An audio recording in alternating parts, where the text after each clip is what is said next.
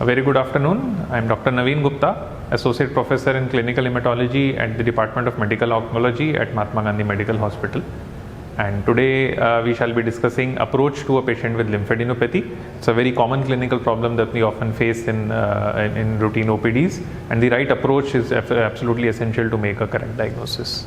So I'll be discussing the seminar in these further subheadings. So first we'll take care of the introduction about the basics of lymphadenopathy, then the clinical features, diagnostic tools, special emphasis on diagnosis of lymphomas, and then take home message.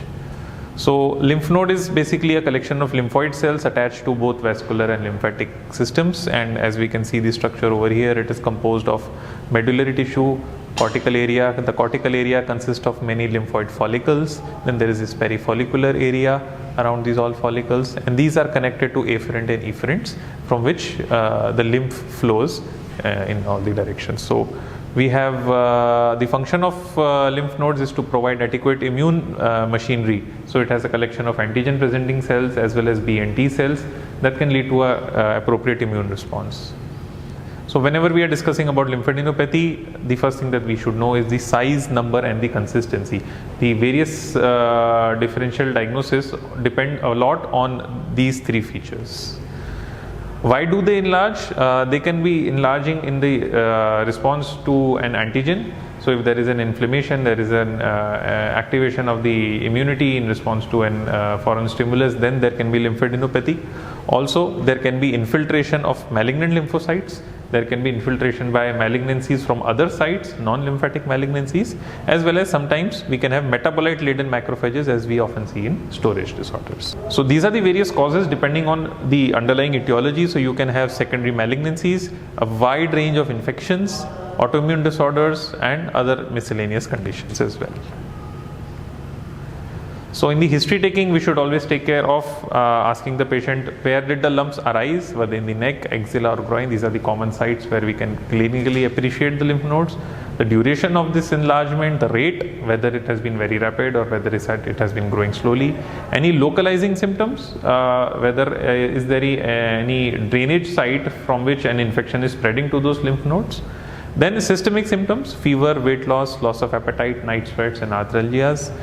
We should ask about high-risk behaviors. Syphilitic diseases can lead to lymphadenopathy. Then history of insect bites, animal exposures. These are also important. There are certain drugs which can lead to lymphadenopathy, so always very carefully we should elicit a good drug history.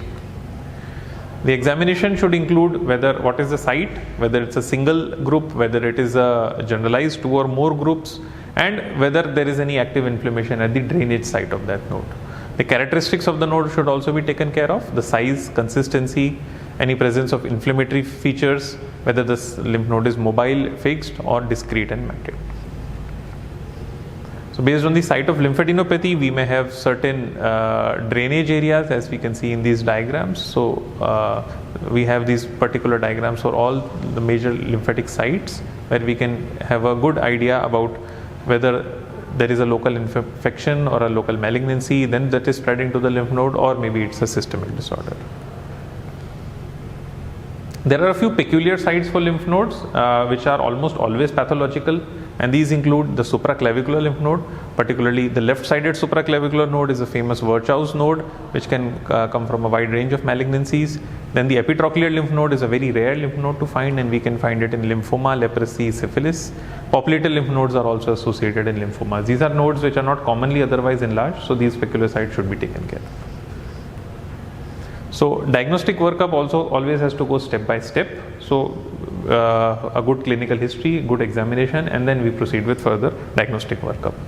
And it is always a teamwork. So that will involve clinicians, pathologists, radiologists, and all teams working together to find out the exact cause.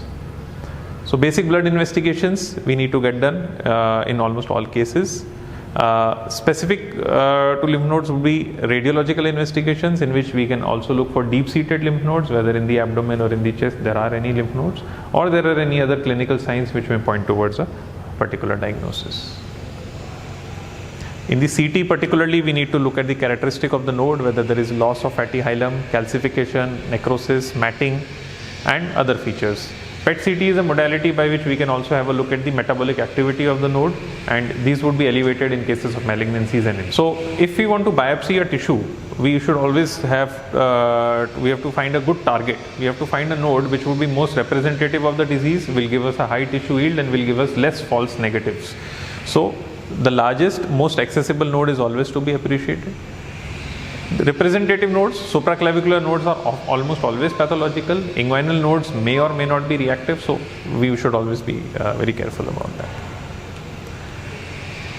FNAC and biopsy are two modalities by which lymph nodes can be evaluated. FNAC has its few advantages. It is quick, it is cheap, but it has a disadvantage that it can be misleading. There can be good number of false negatives. Plus, it is inadequate for diagnosis of lymphomas and exact characterization. So, FNA can be a good tool in giving us a diagnostic direction, but not the final diagnosis.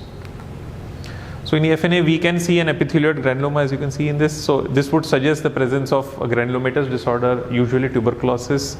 In lymphoproliferative disorders, we would find a large number of atypical lymphoid cells. In Hodgkin's lymphoma, we may find the characteristic Reed-Sternberg cell. And in metastatic disease, in the FNA, we may find clusters of malignant cells, as you can see, malignant epithelial cells in this slide.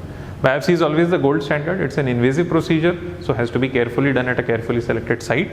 Core biopsy may be done for deep-seated lymph nodes, but excision biopsy is preferable whenever we can get our hands on it. Most desirable specimen for diagnosis of a lymphoma is always an excisional biopsy.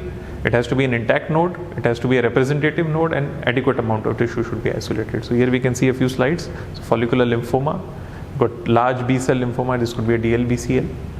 And immunohistochemistry is a very particular modality that we often use for lymphoma diagnosis. It is basically trying to identify the cell surface antigens using antibodies, and that can give us a good hint as to what is the underlying etiology. So as you can see, immunohistochemistry for CD20 is positive in this case. So this is a B cell lymphoma showing BCL2 CD10 positivity. So this becomes a follicular lymphoma. So basically for lymph nodes, we can always follow this algorithm. So biopsy, if it is adequate, we may have either a reactive or a neoplastic. In the neoplastic, it may be a lymphoid or a non-lymphoid malignancy. Amongst the lymphoid, there can be a non-Hodgkin's or a Hodgkin's lymphoma. And then based on the morphological and the immunohistochemistry features, we can further subclassify into these various groups. I'll skip this. So for lymphomas, early diagnosis is essential, and good clinical history and examination will always give us a hint. The presence of characteristic B symptoms may point towards the diagnosis of a lymphoma, and this can be completely ascertained by imaging and by histopathology. So pitfalls are over reliance on FNA. As we have already discussed, FNA is not a good modality for lymphoma diagnosis. It can give us just a direction, but not a good diagnosis. If there is an inadequate tissue or a non-representative tissue, then there may be a misdiagnosis. Empiric use of steroids can mask the presence of a lymphoma. TB is always a close differential, so biopsy is always essential, and patient hesitancy is also an issue. So take-home messages: there is no replacement for a good clinical history and examination. Lymphadenopathy always has to be clinically evaluated very thoroughly. The etiology can range from simple reactive nodes to malignancies. We have various diagnostic tools, including blood investigations, radiological and pathological investigations. Empiric steroids and ATT can mask the diagnosis, so always make a diagnosis of lymphadenopathy before initiating with any treatment. And with a timely diagnosis, we can provide good outcomes. Thank you.